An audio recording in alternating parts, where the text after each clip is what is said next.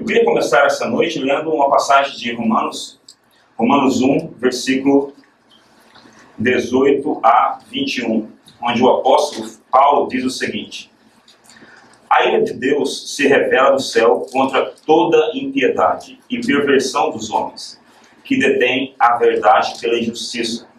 Porquanto o que de Deus se pode conhecer é manifesto entre eles, porque Deus lhes manifestou. Porque os atributos invisíveis de Deus, assim o seu eterno poder, como também a sua própria divindade, claramente se reconhecem desde o princípio do mundo, sendo percebidos por meio das coisas que foram criadas.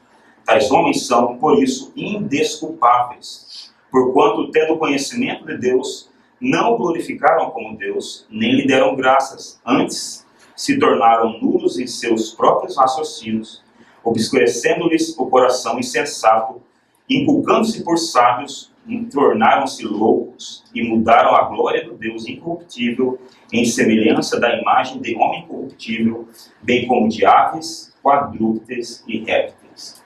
Até aqui a palavra de Deus. Vamos orar uma vez mais, irmãos. Ó Deus, nós te bendizemos pelo privilégio que temos, pela liberdade que temos de nos encontrarmos aqui para estudarmos as maravilhas da tua lei. Para estudarmos, ó Deus, sobre quem tu és, conforme revelado na tua própria palavra. Eu te peço, ó Deus, que o Senhor abençoe a mim, aos meus irmãos, que nós saiamos daqui hoje amando mais a Cristo, amando mais ao verdadeiro Deus, revelado de maneira infalível e suficiente na Bíblia. É o que eu te peço por mim e pelos meus irmãos. Amém. Amém. Meus irmãos, a Bíblia é clara ao mostrar que Deus é um Deus que se revela. Deus, a despeito das acusações dos ímpios, dos incrédulos, dos ateus e dos agnósticos, Deus é um Deus que manifesta de maneira evidente e incontestável a sua existência.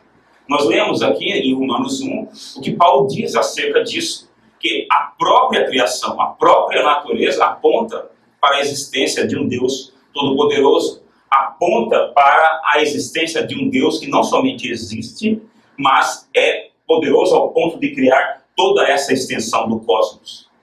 Mas Paulo diz que, a despeito dessa revelação, a despeito desse demonstrar do poder e da existência de Deus, os homens suprimem essa revelação. Os homens suprimem essa evidência. Então, o problema nunca foi falta de evidência, mas a supressão e injustiça dessa revelação. Mas Deus não se revela somente na criação. Ele não se revela somente naquilo que ele criou. O próprio homem, por ter sido criado à imagem e semelhança de Deus, carrega vestígios do seu Criador. Todo homem é criado à imagem e semelhança de Deus e, por isso, possui certo conhecimento inato de Deus. Então, o homem é duplamente indesculpável, não somente por rejeitar a criação, rejeitar a revelação de Deus na criação, mas rejeitar o próprio conhecimento com o qual ele nasce, por ter sido criado à imagem e semelhança de Deus. Mas embora essa revelação seja abundante, embora essa revelação seja incontestável e torne todos os homens indesculpáveis, essa revelação é insuficiente para a salvação. Essa revelação não nos diz muito acerca de quem é esse Deus. A criação, por exemplo, não pode nos dizer que existe Deus Pai, Filho e Espírito Santo. A criação não pode nos dizer que a segunda pessoa da Trindade encarnou, habitou entre nós, morreu pelos nossos pecados e ressuscitou e está assentado à destra de Deus. Então, esse Deus que se revela de maneira inconfundível na criação, ele se revela de maneira ainda mais clara, de maneira ainda mais completa e de maneira salvífica nas Escrituras Sagradas. Deus é um Deus que se revela. E parte importante dessa revelação é Deus revelar quem Ele é. Deus não se revela somente como aquele que faz todas as coisas, que cria o homem, cria toda essa galáxia, mas Deus, parte importante da revelação de Deus é acerca de quem Deus é. Quais são as suas perfeições, quais são os seus atributos. Esse é o motivo dessas palestras de hoje, de amanhã, carregarem o nome de Os Atributos de Deus. Os atributos de Deus são revelações das perfeições do ser divino feitas por Deus mesmo. Não produto da nossa imaginação, não produto da nossa investigação. É Deus mesmo, por meio da inspiração do seu Espírito, que nos fala quem Ele é. Esses são os atributos de Deus. Com certeza, um tema importantíssimo. Principalmente no nosso tempo em que doutrina é tão desprezada. Em que as pessoas dizem que doutrina divide, que doutrina não é importante e que o importante é vida. O que é importante é santidade. O que essas pessoas não entendem é que todo mundo tem uma doutrina. Doutrina é algo inescapável. Todos vocês que aqui estão possuem alguma concepção sobre quem é Deus, sobre o que é pecado, sobre o que é igreja, sobre o que é ressurreição, sobre o que é inferno, sobre o que é desagradável a Deus. Então a escolha nunca é doutrina ou não doutrina, mas é entre doutrina de Deus, doutrina de homens ou doutrina de demônios. É por isso que um evento como esse é tão importantíssimo. É por isso que a igreja não pode nunca estar alicerçada em outra coisa senão na doutrina do Deus vivo e verdadeiro. E quando falamos sobre atributos de Deus, embora a Bíblia não faça essas classificações, nós, para fins pedagógicos, nós classificamos esses atributos em morais ou metafísicos, em absolutos ou relativos, ou, de maneira mais comum, no meio reformado, em atributos comunicáveis e incomunicáveis. O que a gente quer dizer com isso? Atributos comunicáveis são aqueles atributos, são as perfeições do ser divino que ele, por ter nos criado a sua imagem e semelhança, deixou vestígios desses atributos no ser humano, deixou traços desses atributos. Os atributos comunicáveis poderiam ser listados aqui como bondade, amor, graça, misericórdia. Tudo isso existe em Deus de maneira perfeita. Todos esses atributos são perfeições do ser divino, mas existem de maneira limitada, de maneira imperfeita no ser humano. Já os atributos incomunicáveis seriam atributos que somente Deus tem. O atributo da aceidade, essa palavra estranha para muitos, significa simplesmente que Deus sempre existiu.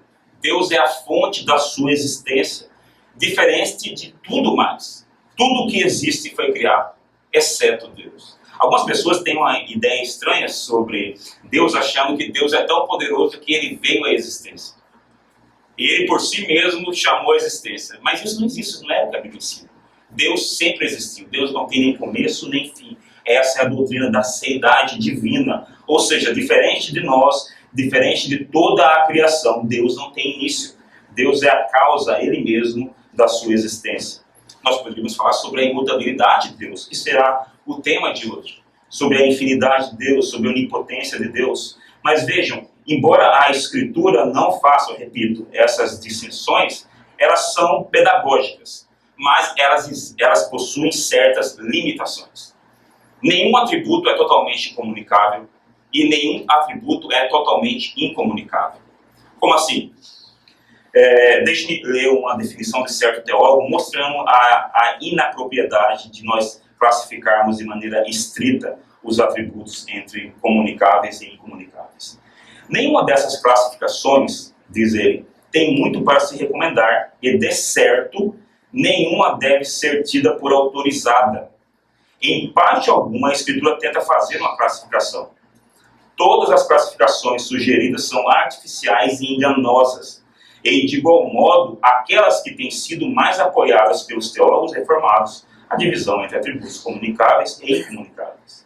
Vejam, o problema aqui é que as qualidades a que nos referimos como incomunicáveis aderem unilateralmente àquelas a que aludimos como sendo comunicáveis. Os atributos de Deus estão interligados. Deus não é a soma de várias partes, de vários atributos. Então, quando o breve catecismo do Westminster diz que Deus é infinito, eterno e imutável, e nós achamos que isso é algo incomunicável, só Deus é infinito, eterno e imutável, nós devemos lembrar que Deus é misericordioso também. E a misericórdia é um atributo comunicável. Mas essa misericórdia de Deus também é infinita, eterna e imutável. Então, em certo sentido, mesmo esses atributos que nós chamamos de incomunicáveis ou de comunicáveis, eles não são comunicáveis. A misericórdia de Deus, ela é diferente da nossa. A nossa não é infinita, nem eterna, nem imutável. E o mesmo é verdade sobre os outros atributos. Amor, justiça e fidelidade. O mesmo é verdade sobre onipotência, onisciência e onipresença. Onipotência, onisciência e onipresença. Só Deus tem isso. Mas tire esse prefixo oni. Nós temos presença, nós temos conhecimento, nós temos poder, nós temos força. Então, por favor, não pensem nessas classificações como classificações estanques. Mas ninguém tem esses atributos da maneira como Deus tem. Então, todos os atributos de Deus são incomunicáveis em certo sentido.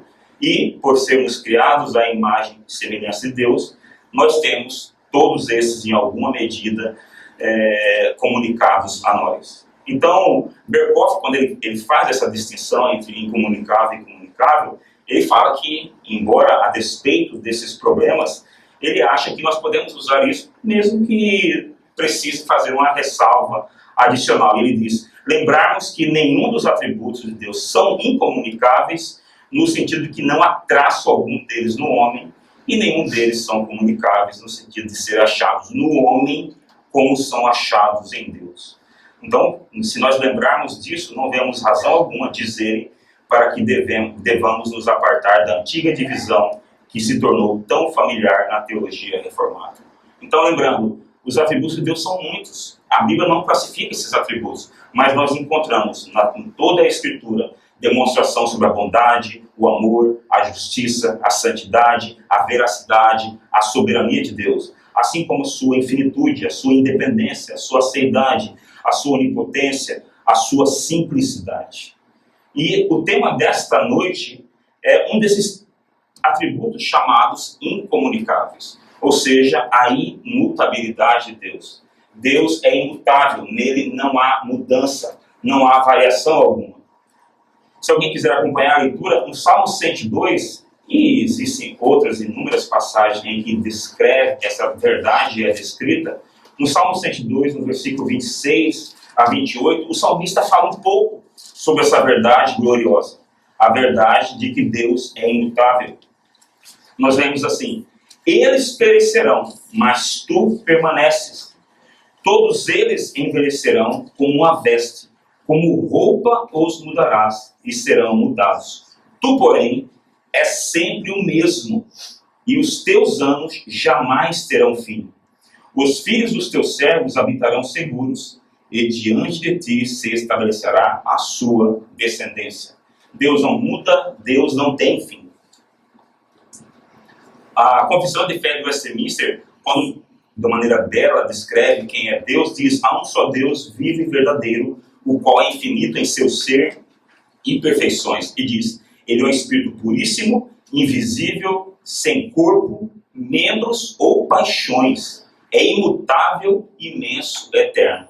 A Bíblia não somente fala sobre isso, mas toda a tradição cristã e, sobretudo, reformada, sempre enfatizou essa verdade gloriosa. O breve catecismo, já citado aqui, diz, Deus é Espírito, infinito, eterno e imutável. Imutável em quê? Em seu ser, sabedoria, poder, santidade, justiça, bondade e verdade. Então, a imutabilidade de Deus, o seu caráter imutável, distingue Deus de todas as suas criaturas. Nós vemos mudança por toda a criação, mas Deus é imutável. Deus é perpetuamente o mesmo, não sujeito a mudança nenhuma no seu ser, nos seus atributos e nas suas determinações.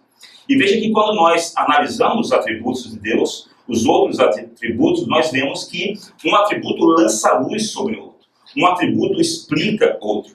Por exemplo, a eternidade de Deus, o fato de que Deus é eterno, Deus existe para todo sempre.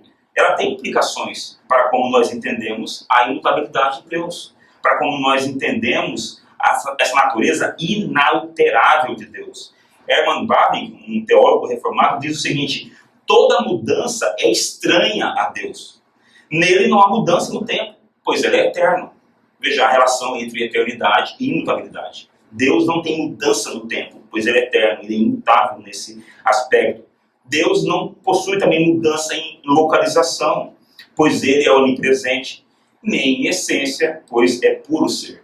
Então nunca pensemos nesses atributos de Deus como coisas desconexas, como se Deus fosse uma composição desses vários atributos. Deus é todas essas coisas ao mesmo tempo. É por isso que não faz sentido nenhum dizer que a graça de Deus é injusta ou não misericordiosa, porque Deus é justo, Deus é misericórdia, Deus é graça. Então existe harmonia dentro de Deus. É impossível que o amor de Deus seja injusto ou a sua ira pecaminosa, porque Deus é todos os seus atributos ao mesmo tempo. E as Escrituras fazem referências sobejas à natureza imutável de Deus. Embora essa verdade seja negada, não é por falta de testemunho bíblico. Uma passagem famosíssima de Malaquias 3:6 diz: pois eu, o Senhor, não mudo. Deus afirma de maneira categórica: eu, o Senhor, não mudo. E a Bíblia se refere não somente a essa imutabilidade de Deus ontológica, por assim dizer. Ele não é apenas imutável em seu ser. Existe também uma imutabilidade ética em Deus. Ele é fiel aos seus pactos. Ele é fiel à sua promessa. Deus é fiel às suas promessas. Deus é fiel às promessas que Ele faz, porque Ele é imutável ontologicamente. Ou seja, essa imutabilidade moral de Deus decorre da imutabilidade ontológica, da imutabilidade do seu ser. Deus não pode mudar. Deus não pode mudar em essência, Deus não pode mudar no seu ser, e por causa disso, Ele não muda naquilo que Ele promete, Ele não muda os seus juramentos. Veja, se Deus pudesse mudar, nós jamais poderíamos ter segurança nas promessas que Ele fez. Deus poderia muito bem se arrepender, como nós fazemos, das promessas que Ele fez, das ameaças que Ele fez. Mas essa imutabilidade ontológica de Deus, essa imutabilidade do ser de Deus, fornece um fundamento para todo crente confiar, se apegar às promessas que são imutáveis. Assim como Deus é imutável, promessas dadas a nós em Cristo Jesus. Então veja que essa doutrina tem toda a relevância para a nossa vida cristã. Toda a relevância.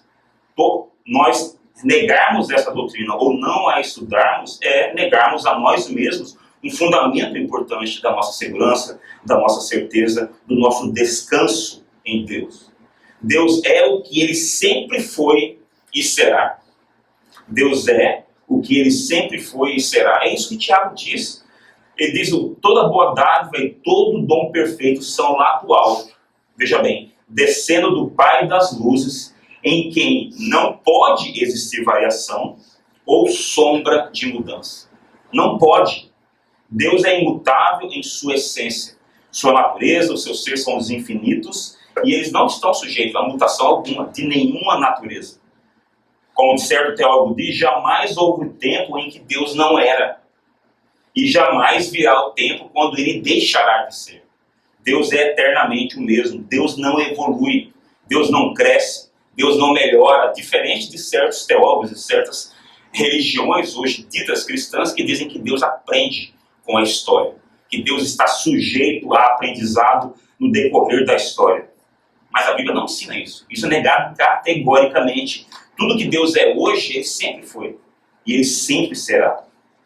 Novamente citando o Pink, ele diz: Deus não pode mudar para melhor, pois Ele já é perfeito. E sendo perfeito, Ele não pode mudar para pior. Ou seja, Deus é imutável. E vejam novamente que pelo fato de Deus ser simples, ou seja, Ele ser todos os seus atributos ao mesmo tempo, por Ele ser eterno, Ele precisa ser imutável.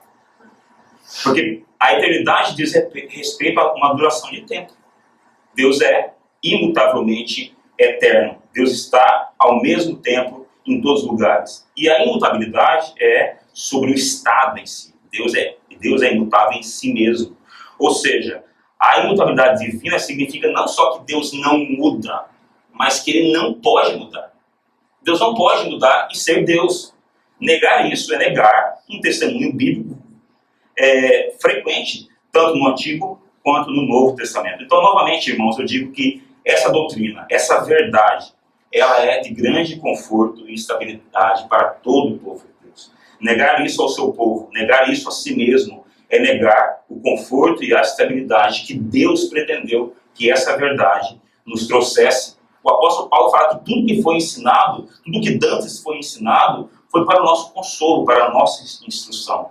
Então nós devemos extrair dessa verdade sobre quem é Deus, grande conforto, grande estabilidade, grande confiança no nosso Deus. Então, quando historicamente os nossos pais na fé defenderam que Deus é imutável, eles chamaram a atenção para a bondade de Deus, para o amor de Deus, para a santidade de Deus, para o poder de Deus, para a sabedoria de Deus. Ou seja, Deus é imutável em cada um desses seus atributos. Será que haveria paz para nós se esse amor de Deus por nós pudesse mudar? Se Deus pudesse nos amar hoje e odiar amanhã? Se a santidade de Deus, os padrões dele pudessem mudar, isso seria de alguma ajuda para nós, de algum incentivo? Nós não queremos um Deus que mude o seu poder, que mude o seu amor, que mude a sua santidade. Nós não podemos, de fato, confiar na natureza humana, mas em Deus sim.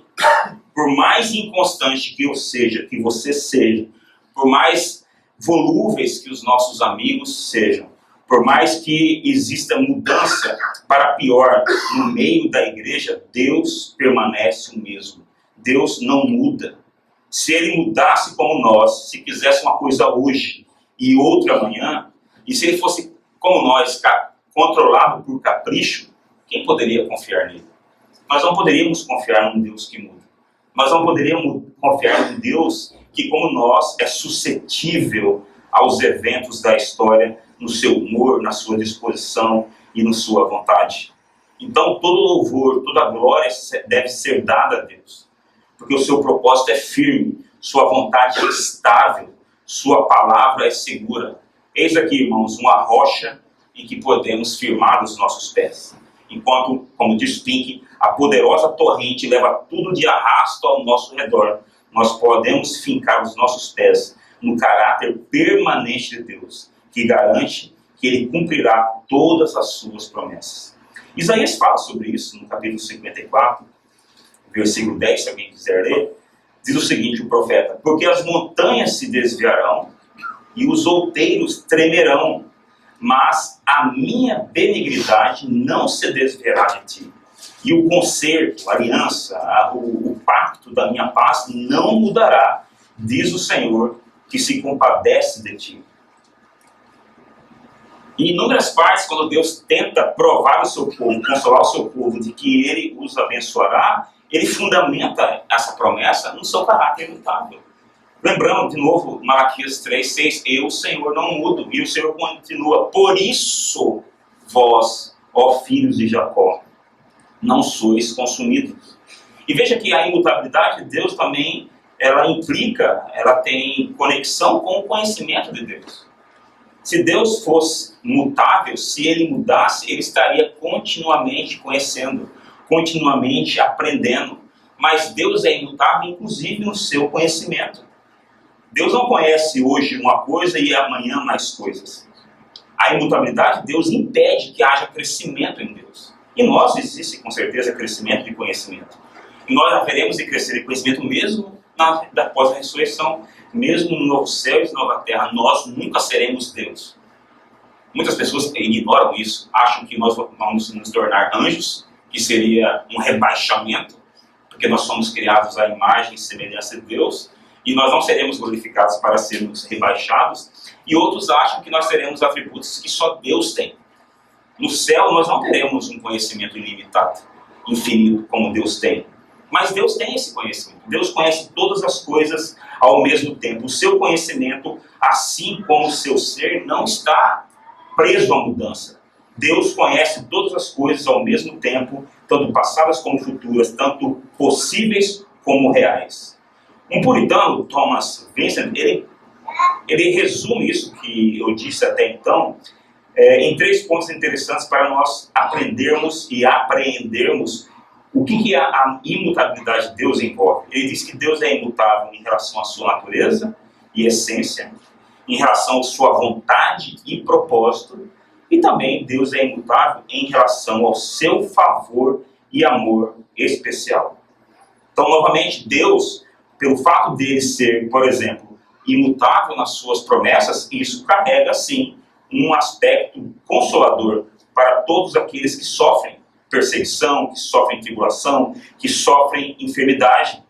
Números 23:19 mostra esse caráter imutável, Deus dizendo, Deus não é homem para que minta, nem filho do homem para que se arrependa. Por acaso, tendo ele dito, não o fará? Ou havendo falado, não o cumprirá? A promessa, por exemplo, de Romanos 8, de que todas as coisas cooperam para o bem daqueles que amam a Deus, ela estaria em risco se Deus pudesse mudar. Se Deus pudesse voltar atrás dos seus propósitos. Se Deus pudesse, por decepção conosco, alterar os seus propósitos. E vejam que mesmo na bela oração de João 17, quando Jesus ora ao Pai, ele usa essas promessas do Pai, que são inalteráveis, como segurança para aquilo que ele haveria de cumprir. Mas a pergunta inevitável é a seguinte: se Deus não pode alterar seu ser ou seu conhecimento, o que nós devemos fazer com passagens bíblicas que falam sobre o arrependimento de Deus? Que Deus se arrependeu. Muitas pessoas acham que isso denota uma mudança na vontade de Deus, uma mudança na sua opinião, uma mudança no seu curso. A primeira coisa que nós devemos lembrar é que a Bíblia não se contradiz. Esse é um pressuposto que sempre nós devemos assumir ao estudar a Bíblia. Onde quer que apareça um erro, o erro nunca está na Bíblia, e sim no intérprete. E veja que nós lemos já passagens aqui que Deus diz que ele não é homem para que minta, nem filho do homem para que se arrependa.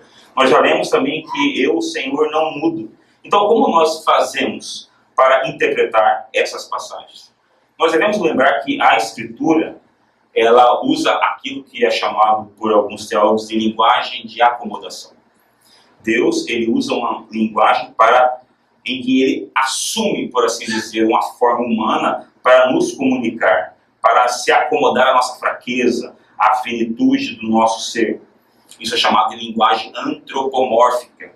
Assim como Deus muitas vezes é retratado como tendo olhos, braços, mãos, ouvidos, e Deus não tem essas coisas, pois Deus é Espírito.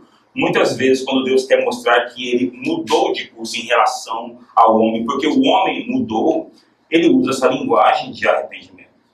Ou seja, como nós, criaturas finitas, não podemos compreender um Deus infinito, ele às vezes usa essas expressões para que nós possamos compreender de maneira mínima o que ele quer dizer.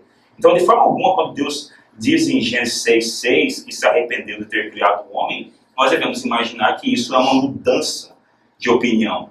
Mas isso, na verdade, é uma demonstração de que Deus tem ódio contra o pecado, e não que ele se arrepende como nós. Pink novamente diz o seguinte: quando Deus fala de si mesmo, ele frequentemente acomoda a sua linguagem às nossas capacidades limitadas.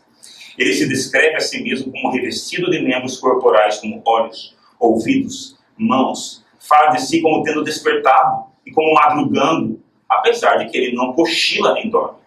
Quando ele estabelece uma mudança em seu procedimento para com os homens, descreve a sua linha de conduta em termos de arrepender-se. Então Deus está falando como que a bebês, traduzindo para nós o que aconteceu usando essas expressões antropomórficas. Certo? Então Deus, diferente da gente, ele conhece todas as coisas, então é impossível que ele mude de opinião. Nós nos arrependemos por causa das nossas decisões, porque o nosso conhecimento é limitado e nós não temos poder, às vezes, para executar aquilo que nós previmos. Então nós dizemos que Deus se arrepende é negarmos tanto a sua onipotência como a sua onisciência. Mas embora Deus seja imutável, embora o seu ser não tenha mudança, nós devemos lembrar que a segunda pessoa da Trindade, o Senhor Jesus, por meio da sua encarnação, ele fez um grande milagre, pois o imutável mudou. O imutável assumiu uma mutabilidade. Jesus, por ter assumido de fato uma natureza humana, ele passou por mudanças no seu ser, no seu corpo, e com um objetivo glorioso, para que nós, em certo aspecto, também nos tornássemos imutáveis. A Bíblia fala sobre anjos que caíram, mas fala também sobre anjos eleitos. Esses anjos, eles estão inalteráveis, estão imutáveis no seu estado de graça. E Jesus fez exatamente isso conosco. Ele, o Filho de Deus, a segunda pessoa da Trindade, por ter se encarnado, ele passou por mutação, ele passou por mudança, para que nós alcançássemos essa imutabilidade no nosso estado de glória. Pouco é dito sobre isso, mas o nosso estado na ressurreição, no novo céu e nova terra, vai ser melhor que o estado de Adão. Adão estava sujeito à mudança, tanto que ele caiu, tanto que ele pecou, tanto que ele caiu da graça e trouxe condenação sobre si e sobre toda a raça humana. Isso não haverá de acontecer um novo céu e uma nova terra, porque Cristo adquiriu uma imutabilidade nesse sentido. Será impossível nós pecarmos, será impossível nós cairmos da graça. Então vejam que o milagre da encarnação não somente mostra um Deus que é imutável e passa por uma mutação, mas também um Deus que consegue para o seu povo, consegue para os seus eleitos, uma imutabilidade. Deus será imutavelmente amoroso para conosco, porque Ele é o nosso sacerdote. Hebreus fala que Jesus ele vive para interceder por nós. Quantas vezes nós pensamos nisso? Que Jesus, agora mesmo, Ele está intercedendo por nós. É porque Deus é imutável e a despeito dos nossos pecados, a despeito das nossas falhas, Hebreus diz que Jesus está agora mesmo intercedendo por nós. E é exatamente por causa do seu caráter imutável que Ele pode permanecer nesse ofício a despeito de nós mesmos. Então, em certo sentido, nós, como criaturas, bem como os anjos, somos imutáveis. Ou podemos ser chamados de imutáveis. Mas diferente de Deus, que é imutável pelo seu próprio poder, pela sua própria essência, nós temos essa imutabilidade derivada. Porque Deus é bom para conosco, porque Ele ama os seus pecadores redimidos e quer e fará pelo seu poder que eles permaneçam santos e abençoados. Então, no céu, os redimidos serão imutáveis nesse aspecto. É interessante quando o Apocalipse ele mostra essa ideia de nós sermos imutavelmente abençoados, de nós jamais cairmos da graça, e no versículo 21, de maneira gloriosa. João dizia, ouvi uma forte voz que vinha do trono e dizia, o tabernáculo de Deus está entre os homens, pois habitará com eles. Eles serão seu povo e Deus mesmo estará com eles. Ele lhes enxugará dos olhos toda lágrima e não haverá mais morte, nem pranto, nem lamento, nem dor, porque as primeiras coisas já passaram. Veja que essa é a linguagem absoluta, não existe condicional aqui. Deus fará isso aqui a despeito de nós. E esse aqui será o nosso estado eternamente. Então, aqueles que usam o argumento de que Deus não pode alterar a nossa vontade, Deus não pode controlar a nossa vontade, porque isso seria contra a natureza de Deus, eles têm que lidar com esse texto. Se Deus não nos controlasse, se Deus não tivesse controle sobre tudo, Deus não poderia prometer essa bem-aventurança eterna. Mas é por Deus estar no controle de tudo, por Deus ser imutável e pela sua soberania ser exaustiva, que Deus pode prometer isso. Essa ideia de Deus ser imutável, ou essa ideia, essa verdade, essa doutrina e a garantia da nossa salvação é belamente descrita por Bavinck. Então os irmãos me permitam uma leitura um pouco extensa de uma citação dele, ele diz o seguinte: Deus não se chama simplesmente de aquele que é, sem oferecer qualquer explicação de sua seidade, mas declara expressamente o que e como ele é. Então, como e o que ele será? Isso não é algo que se possa dizer em uma palavra ou descrever em uma frase. Mas, veja bem, ele será o que ele será. Isso resume tudo. Essa adição é ainda geral e indefinida, mas por esse motivo também rica e cheia de profundo significado. Ele será tudo por e para seu povo.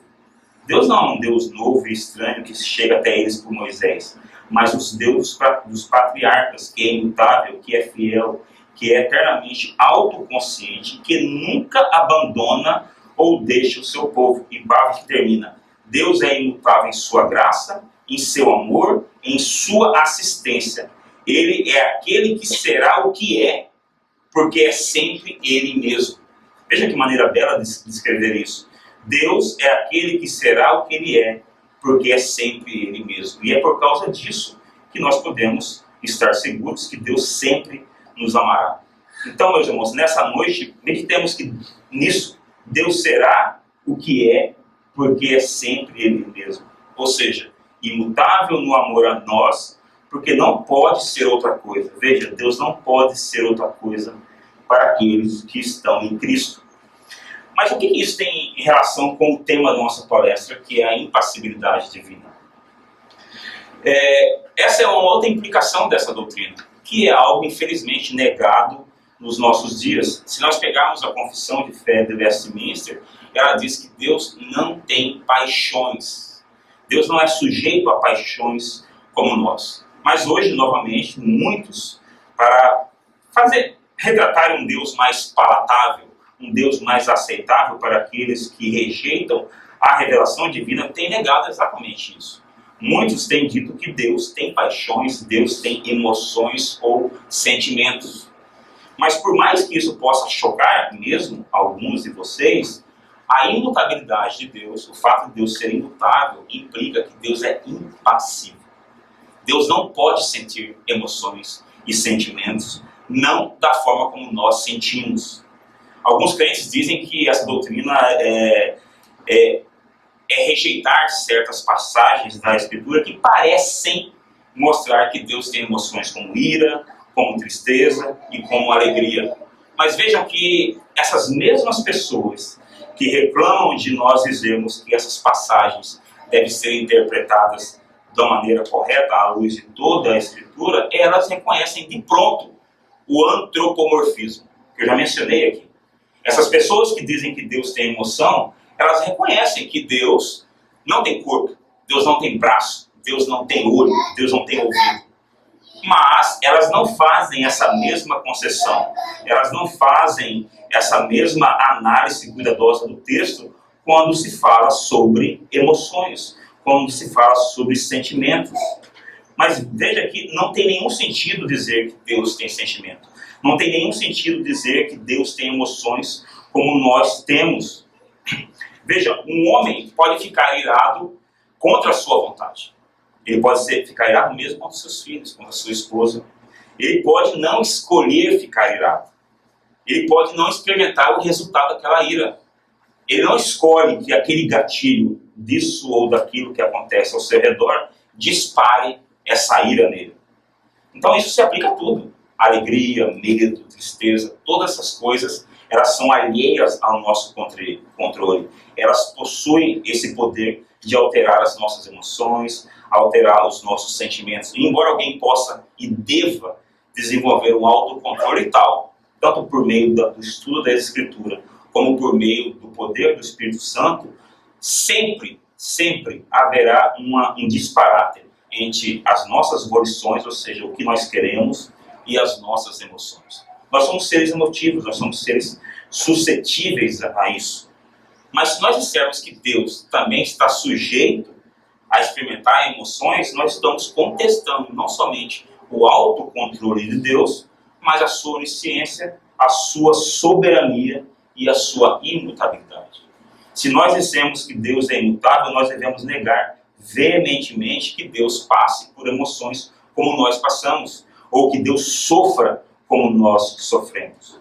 Pois você passar por emoções, passar por sofrimento, é muitas vezes você ser surpreendido.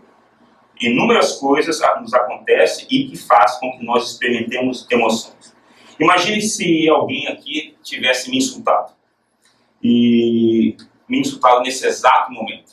Sei lá, se o Tiago me chamasse de flamenguista ou petista. Não sei qual seria pior. É improvável que eu estaria irado com esse insulto se eu soubesse desse insulto há 2000 anos atrás. Se há 2000 anos eu soubesse que aqui em Joinville eu seria chamado de petista, eu estaria preparado para isso. Isso não me acarretaria uma surpresa e eu, com certeza, não ficaria irado como ficaria se ele me chamasse de petista agora. Então veja, aplique isso a Deus. Deus conhece todas as coisas, então não importa o que aconteça, nunca pegará Deus de surpresa como nos pega. Então não faz nenhum sentido achar que Deus responde às coisas que acontecem como nós respondemos. Alguém pode dizer, não, mas Deus conhece todas as coisas ao mesmo tempo. Então é um sempre agora, pois Deus é onipotente. Já ouviu essas explicações? Que é um exagero horrível. Que Deus é eterno, então qualquer coisa que aconteça, acontece ao mesmo tempo para Deus. Mas isso não resolve o problema. Pois há certas outras coisas que também acontecem, supostamente, ao mesmo tempo. Digamos que Deus esteja irado, como diz o argumento, Deus está irado com esse insulto agora, porque Ele conhece o agora eternamente. Mas Deus também conhece o agora eternamente daquilo que pode aplacar essa ira. O que aplaca a ira de Deus? O sacrifício de Jesus. Então você dizer que Deus está eternamente irado porque Ele é eterno, não faz sentido, porque Deus também está eternamente aplacado em sua ira por causa do que Jesus fez. Então não tem como você fazer uma associação. É meramente para agradar pessoas que têm uma visão muito humana acerca de Deus, que nós dizemos que Deus tem sentimento, que nós dizemos que Deus tem emoção. Então, veja, se a minha atitude pode causar ira em Deus, e se minha atitude pode causar alegria em Deus, isso significa que eu tenho controle sobre Deus. Que Deus está ao meu controle. Tudo que eu fizer causará alguma mudança em Deus. E isso, novamente, é contestar tanto a soberania como a imutabilidade de Deus. Então vejam que você afirmar a imutabilidade de Deus significa afirmar a impassibilidade de Deus. Deus é impassível, no mínimo em certos aspectos. Se Deus fica irado com os nossos pecados, é apenas porque Ele deseja ficar irado. E não porque o seu estado mental está sujeito à nossa vontade ou está fora do controle dele. Veja bem, mesmo que Deus tivesse as emoções, essas emoções estariam sob o controle dele, diferente de mim. E nunca comprometeriam os atributos de Deus, nunca. Então não faz nenhum sentido nós fazermos uma analogia entre os nossos sentimentos e os sentimentos de Deus, pois Ele não os tem, não da forma como nós temos. E veja, e visto que essas coisas não podem comprometer os atributos de Deus, isso significa que Deus não tem emoções, não como nós temos, não de maneira similar ao que nós temos. Então, aquilo que as pessoas tentam atribuir a Deus, Deus já fez isso em Jesus, novamente. Jesus teve emoções, como nós. Jesus sofreu ira, alegria, mas sempre sob controle. Então, embora as emoções possam ser pecaminosas, por causa de Jesus, que Hebreus diz que nunca pecou, nós podemos entender que sim, é possível você ter sentimentos, é possível você ter emoções, mas sem pecar. Mas não faz sentido atribuir isso a Deus o Pai, a Deus o Espírito ou a Deus o Filho em sua natureza humana. Jesus sentiu fome, fadiga na sua natureza divina? De forma alguma. Então não faz sentido dizer que na sua natureza divina Deus tenha sentido, Jesus tenha sentido algum tipo de emoção, algum tipo de sentimento. Acontece que a gente dá um caráter muito importante e nobre à emoção nos nossos dias. É o que acontece, por exemplo, com o amor, que é visto por muitos como emoção. Agora, eu estive na Fiel agora e o Senhor veio me agradecer por um texto que eu traduzi que mostrava que amor não é emoção, mas ação. Ele disse que isso mudou o seu relacionamento com a sua esposa, com o próximo, com pessoas que eram antagônicas a ele, pois se amor não é emoção, eu posso fazer aquilo que a Bíblia me manda. Agora, se amor é emoção, que se eu estou totalmente sujeito aos sentimentos do meu coração, então eu posso escolher não amar na hora que eu quiser. E é da mesma forma, nós não podemos dizer que o simples fato de dizer que Deus tem emoção, o Deus tem sentimento, é algo bom. Veja, o dicionário descreve emoção como agitação de sentimento, como abalo afetivo ou moral, como turbação e como comoção. Por que seria algo bom dizer que Deus tem essas coisas? Que Deus tem agitação de sentimentos, que Deus tem abalo afetivo, que Deus tem abalo moral, que Deus se turba, que Deus se comove. Deus não passa por isso. Nós passamos por isso, porque nós somos pecadores, somos suscetíveis a mudanças, mas Deus, por ser eterno, por ser onisciente, por ser imutável, Deus não está sujeito a isso. Então, negar essa doutrina é acomodar a nossa teologia à psicologia moderna, às teologias modernas. Algo que, por exemplo, o teísmo aberto fez. Eu já mencionei aqui que teólogos dizem que Deus aprende com a história, porque eles querem tornar Deus mais palatável, falar que Deus participa e nós participamos na história. Eles não querem um Deus soberano, um Deus que decida a história e que decrete a história. Eles querem ter um papel de importância nessa história, então eles dizem que Deus aprende conosco e à medida que Deus aprende, Deus escreve a história. Então essas pessoas, às vezes, para tornar o conceito de Deus mais palatável, mais agradável, mais coerente com a psicologia moderna, eles tornam Deus aquilo que Lutero disse para Erasmo. O seu conceito de Deus é demasiadamente humano. Isso é blasfêmia, isso é heresia. Irmãos, tudo aquilo que Deus precisava fazer para se aproximar de nós, Ele fez por meio de Jesus. Ele é o imutável que se tornou imutável. Ele é o sacerdote que sabe se compadecer dos nossos pecados, das nossas fraquezas. Ele é aquele que é sacerdote eternamente. Então, essa doutrina, novamente, não é sem importância. Ela é totalmente fundamental para a nossa vida. Ela é totalmente fundamental para entender a Bíblia, para entender o que Deus revela acerca de si mesmo. Ele é um Deus imutável, é um Deus que não muda, é um Deus que está com controle sobre todas as coisas, inclusive sobre si mesmo. Dizer que Deus está passível de sentir como nós sentimos e ter emoções como nós temos, é dizer que Deus está suscetível à mudança. Eu posso prometer alguma coisa para o meu filho por causa de emoção e depois me arrepender e tentar fazer uma barganha com ele. Eu posso, por causa da minha emoção, falar bobagens para minha esposa, para os meus amigos, mas Deus não está suscetível a essas coisas. Deus tem autocontrole sobre todas as coisas, inclusive sobre si mesmo.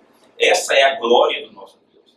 Essa é a glória do Deus que se revela. Um Deus que não é indiferente a nós, pois a encarnação mostra o exato oposto a isso, mas é um Deus que ele é independente. Ele é independente da sua criação, e a grande glória do seu amor é que, a despeito de ele não precisar de nós, ele é um Deus que se importa conosco, um Deus que tabernaculou entre nós por meio de Jesus, e um Deus que faz todas as coisas cooperarem para o nosso bem.